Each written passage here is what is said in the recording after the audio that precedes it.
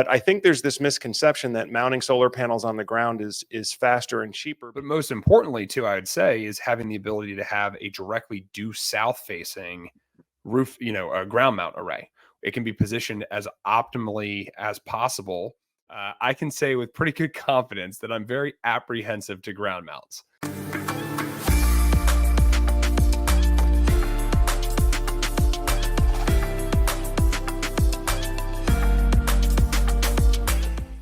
I'm going to be sharing with you some different examples of different mounting systems. So what we're looking at here, this is the traditional roof mount system or roof racking system. Sometimes they're called, sometimes they're also called a flush mount. And all that really means is that the panels are mounted parallel to the roof surface. So we're not trying to put any kind of artificial tilt on it. We're not, the panels are not going to be tracking. They're not going to be tilting around. They're basically going to be set in place. And that's where they're going to stay for the lifetime of the system. And as Dan mentioned, this is a lower cost and a faster way of installing solar panels for the installer, because essentially the roof itself becomes the structural support for the system. So really all that the installers are doing is they're finding where the roof rafters are, they're bolting into the roof rafters, and then they're just racking the solar panels on top of that. And this is a common misconception, I think, because a lot of homeowners I talk to, especially those that are kind of researching, maybe doing like a do-it-yourself solar install, but then they decide, hey, maybe I ought to just call the professionals and let them do it for me. But I think there's this misconception that mounting solar panels on the ground is faster and cheaper because you don't have to worry about, all the safety equipment and moving up and down the ladder to work on the rooftop, where the reality actually is the roof actually does a lot of the work for you. Because as long as they can find those rafters and attach to those roof rafters, that is the structural support. All they have to do is focus on clamping in the panels. And if you've ever seen a solar panel installation, well, first of all, if you're a solar sales professional out there and you haven't seen a solar panel installation, you should definitely go visit the closest installation that you can get to so you can see what this process looks like, because the guys can actually move very, very fast. Once they've found the rafters and they've bolted into the rafters and they've set their rails, the process of populating the roof with solar panels is actually very, very fast. And as Dan said, as the installer prefers that because that way they can do more jobs per day or per man hour, per labor hour, and that ultimately leads to more profitability. So Exactly. Yeah, you hit the nail on the head there. A lot of times when I have a homeowner that asks or they're kind of indifferent, hey, I might do roof, might do ground, right? There's definitely pros and cons to be considered, and we can talk through that a little further. But the first one that I'll oftentimes explain is, look, the roof mount will be more cost effective simply because you already have a structure that we're attaching to. If you're doing a ground mount, that structure doesn't exist. We have to create the structure. So that's going to involve digging footings. There's certain code requirements on the front footings, the back footings. Then you're considering, okay, well, what about pouring concrete and how much steel is needed for either the posts or the cross rails? And then you're talking about, okay, well, what about trenching, right? How far are we talking? What gauge wire do we need now? So there's a lot of other things that go into this. And the simple way to boil that down to a homeowner is, look, there's already a structure, your house and the roof. So it's more cost effective to use that than it would be to use, to go to a ground mount solution. Now, if we're kind of looking at pros and cons, well, the biggest pro to the ground mount is, number one, the accessibility. So if you live in a climate, maybe the Northeast or, other areas where snow is more prevalent, having a ground mount solution could be great just for the purposes of being able to clean snow off. But most importantly, too, I would say, is having the ability to have a directly due south facing roof, a ground mount array. It can be positioned as optimally as possible for, the exact tilt and the exact azimuth, in other words, the direction, to perform, the greatest it could all year long, which you can't control that with your roof, right? Your house was built the way that it was built. Now, if you just so happen to already have a perfectly 180-degree due south facing roof and you're comparing that to a ground mount, well, the roof is going to be a far better option just because it's already due south facing and it will be lower cost. But definitely some pros and cons to be considered as far as that conversation goes. Just a quick word from our friends over at Solar Insure. If you're considering investing in a solar power or battery backup system for your home, then you need to take a look at Solar Insure. Because Solar Insure protects you in the event that the company that does your original installation goes out of business. Now, folks, if you've been following the channel for a while, you know that one of the things that I keep preaching is that just as important as choosing the right equipment for your solar power system is choosing the right contractor to install that solar power system. Because your primary warranty service is going to come from your local installation contractor. And although some of the manufacturers might have great warranties, it's very impractical for a homeowner to make a direct claim on a solar panel warranty or even on an inverter warranty, because typically you need a skilled technician to perform the labor, to do the work, to actually replace that defective component. But the worst thing that can happen is that if that installation company goes out of business, the homeowner oftentimes is left having to hire another contractor to come and make repairs. And oftentimes they have to pay significant amounts, several $1,000s, because frankly, most solar contractors don't want to be doing repairs on old systems. They want to be installing new systems, which is actually what drives income and profit for the business. So Solar Insure has a solution for this. It's a third-party warranty that covers the entire system for 30 years, which means that if your original installation company can't make necessary repairs or maintenance, Solar Insure will reach out to another one of their enrolled partners and have that company do the service for you. Now, this is a fully transferable warranty. So if you sell the home or if you intend to pass the home on to your children, the warranty is transferable to the new owner for the entire 30-year term. Solar Insure also does fleet monitoring, including component level monitoring and diagnostics, so they might be able to spot a problem with your system before you even notice it. So make sure you ask your solar contractor if they are a Solar Insure approved provider, because Solar Insure will do more vetting than what we typically do at the consumer level.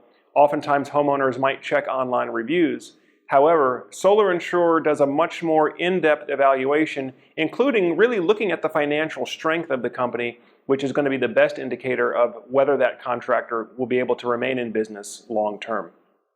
So if you'd like more information, you can go directly to the Solar Insure website. We'll make sure we have a link in the description below so that you can get in touch with a qualified installer right away.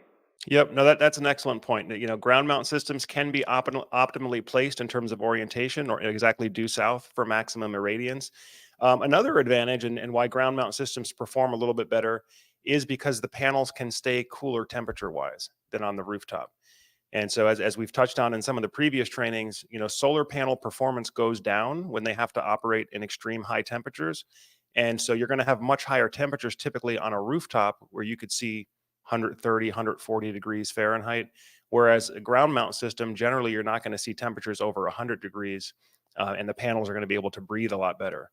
But on the other hand, there is the additional cost, because if you guys can see on this illustration here, for the ground mount system, not only do you need the racking rails that you need on the roof, but you now have to build your own structure underneath that to support it. So the roof rafters are your support for a roof mount system. I'm talking about your structural support. With a ground mount system, you have to build this metal lattice system. So you've got these thick steel pipes basically, and you've got to assemble that together. But then the other thing that a lot of times you don't realize if you don't see it is you have these concrete footers that have to be poured and anchored into the ground. And so these concrete footers are typically 1 foot diameter and they go down 4 or 4.5 feet deep. And that's what's required to anchor that ground mount down so that it doesn't blow away in a hurricane. And that's another point I should just reiterate here is whenever you're installing solar is like any other construction project. The solar system has to be built to the same building code, the same electrical code that the house itself has to be built to. So if you're in an area that's prone to high winds, if we have to build let's say 120 mile an hour wind rating, well, our solar ground mount has to meet 120 mile an hour wind rating, which means you've got, again, additional cost, additional time to drill these footers, to pour the concrete, to build the metal frame structure, and then rack on top of that. So that's why if you look at cost wise, and I know a lot of homeowners sometimes are surprised that ground mount systems are that much more costly than roof mount systems. Well, the reason is because with a ground mount system, you have to pay for the concrete. A lot of times that means you're paying for the concrete truck to come out there and pour and fill those footers once you've drilled them out.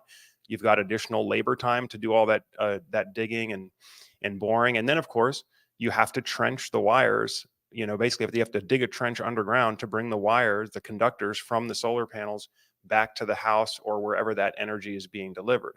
And so, of course, that might mean renting a trencher, or if the contractor has their own trencher, they still have to spend additional labor and travel costs to get that equipment out there, operate that equipment, and get it back.